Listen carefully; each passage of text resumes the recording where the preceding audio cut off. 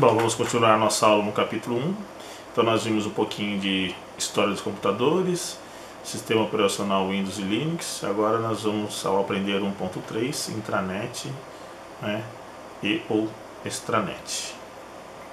Então agora vamos ao ambiente virtual de estudos.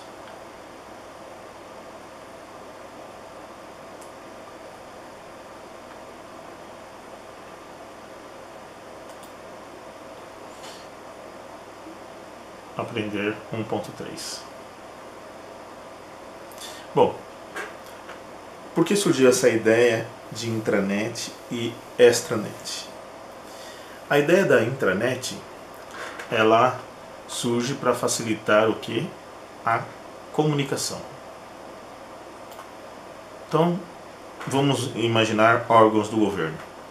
Então, órgãos do governo, claro que essas coisas maravilhosas, têm uma origem geralmente vinculadas, principalmente antigamente, aos órgãos militares, justamente para ter esse tipo de e governos, órgãos de inteligência, que precisam ter comunicação sigilosas, entre seus departamentos. E é claro que depois agora isso também agora existe entre as empresas, muito mais facilmente. Então, a ideia original, o fundamento da intranet, extranet, era comunicação. Bom, quando esta comunicação ela é vinculada, ela está sendo transmitida dentro de uma empresa, entre seus departamentos, então nós temos um de interno, então é uma intranet. Quando essa comunicação ela sai, ela tem que ser externa, então esta comunicação passa a ser através de uma extranet. Então a comunicação dos clientes com a empresa vai usar a extranet. De um funcionário que trabalha fora do departamento, fora da empresa, também é extranet. Se um departamento, por exemplo, de uma escola, o departamento de pedagogia precisa se comunicar com o almoxarifado, então ele vai usar a intranet. Ok? Então, intranet e extranet é uma rede de computadores, certo? Semelhante à internet, porém é de uso exclusivo de uma determinada organização. Então, tudo isso que eu falei, eu citei o exemplo de uma empresa. No caso da internet, não tem uma empresa.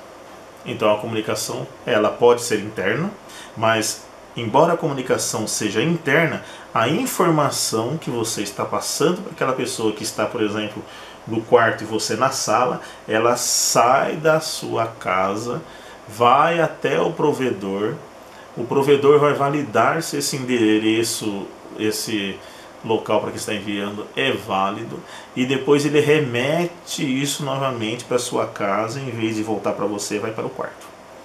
Então a internet ela é sempre fora, a informação é sempre fora, tá?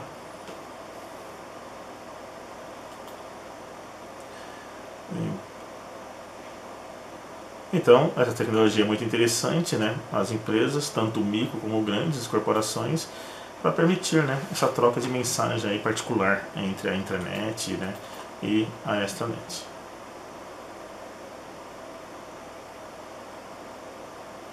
Claro que no caso da extranet, a intranet, você está numa rede da intranet. A extranet, embora ela use recursos de redes externos, mas a informação você não vai conseguir, uma pessoa que não tem a senha, não tem acesso à extranet, ela não vai conseguir enxergar facilmente, salvo algumas exceções, as informações que você está mandando, que um cliente está enviando para você, por exemplo.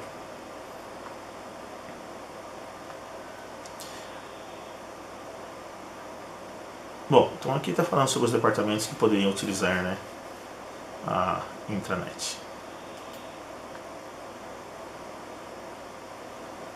Internet. Vamos então um pouco sobre a internet. Então os primeiros registros de interações sociais que poderiam ser realizadas através de redes foi uma série de memorandos escritos por JCR Licklider. Bom, o que significa isso, né? Lá no MIT, ó, Massachusetts Institute of Technology, em 1962. Então foi esse instituto que fez os seus primeiros escritos, né? E aí ele enviou memorandos, né, de um determinado lugar para outro. E aí, em agosto de 62, né, discutindo o conceito da rede galáxica, então ele previa vários computadores conectados globalmente, pelo meio dos quais todos poderiam acessar dados do programa de qualquer local. Olha só que interessante, em 62 ele começou a pensar. Embora esse nome aqui possa ser que surgiu um pouco, né, rede galáxica, né, mas você vai ver que na realidade a internet ela já está realmente sendo desenvolvida para poder extrapolar esse nosso planeta. E aí temos uma internet interplanetária. Bom, então aqui vocês têm várias informações, todo um pouco sobre o processo, né? Fala um pouco sobre Roberts, né? Que ele começou a trabalhar no DARPA para desenvolver o conceito das redes computadorizadas, né? E aí ele desenvolveu aqui o seu projeto, né? O ARPANET.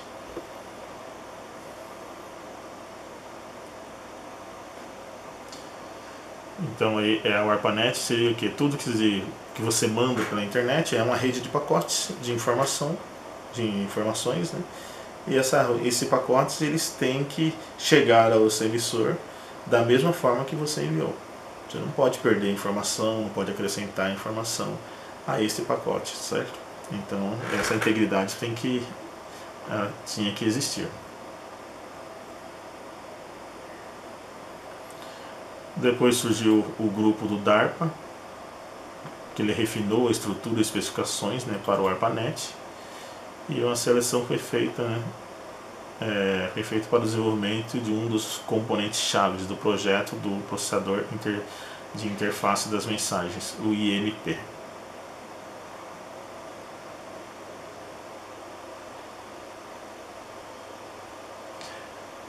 Aqui te fala um pouquinho sobre, né, o foco em análise, desenho e mensuração, né, da rede UCLA. Tá vendo, ó? Primeiro nó ponta da ARPANET, do projeto ARPANET.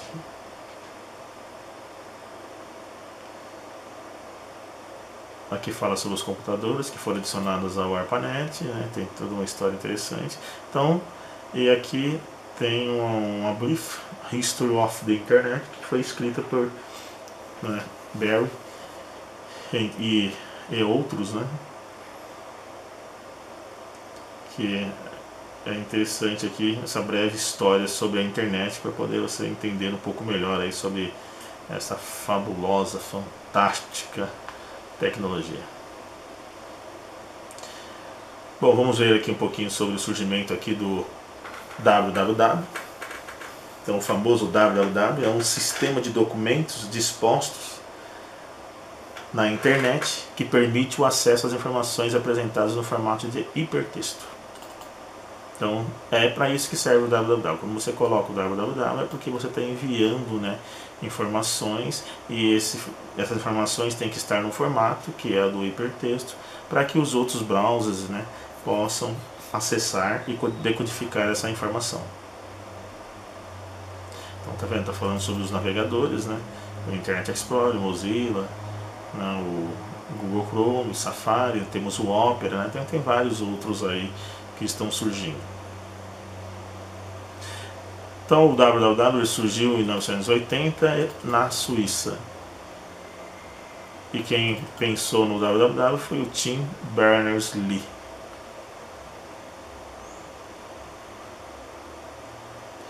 Então nós temos aqui a internet, temos um computador, e você envia informação para algum lugar, por esse mundo aqui de pessoas que estão interessadas em saber suas informações.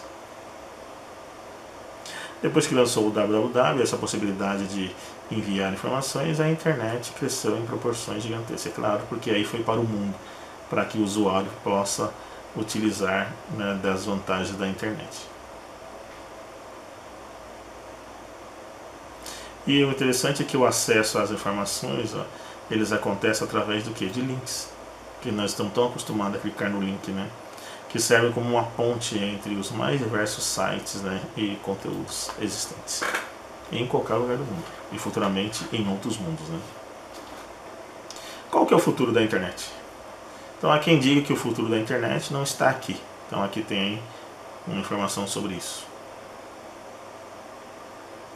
Então Lessing falou sobre preservar a atual arquitetura da rede, e outros podem afirmar que sejam os aparelhos móveis, né, ou qualquer outra visão futurística que vai representar o futuro da internet, que vai colaborar com a mudança, né, desse conceito de internet em microcomputador.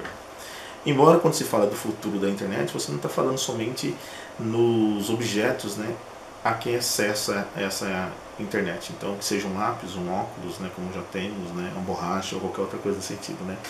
Mas sim, a que rede nós estamos utilizando esta internet. Então nós temos que ir um pouquinho mais além, né. Quando eu falo dessa possibilidade, né, desses estudos, né, dessa internet interplanetária, olha aqui onde está. Então iniciou a internet será interplanetária. Então teremos fluxo de informações, cruzamento, cruzando o sistema solar. Olha que fantástico, né? Então imagine, por exemplo, você tem você pode ter uma pessoa dentro da estação espacial e ela está ali conversando com a gente de uma forma. Então, quer dizer, já acontece isso, porque já conversam com a NASA, por exemplo, né, e com outros países participando dessa estação espacial. Mas ele poderia ir mais além, né? Poderia incentivar a população, poderia ter uma pessoa só para conversar com as pessoas na rede social.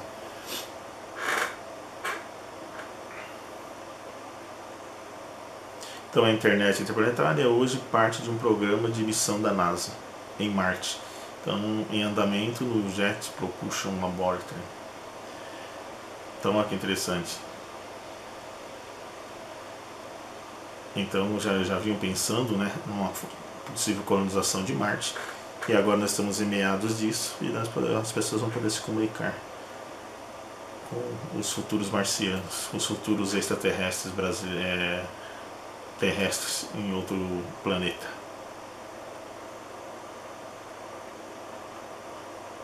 Bom, com isso nós terminamos aqui o Aprender 1.6 e agora nós vamos voltar à nossa apresentação.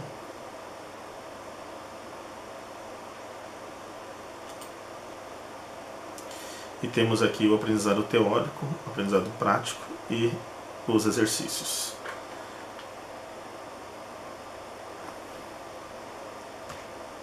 Então a nossa próxima aula, nós vamos estar aqui no capítulo 2, conectando a internet.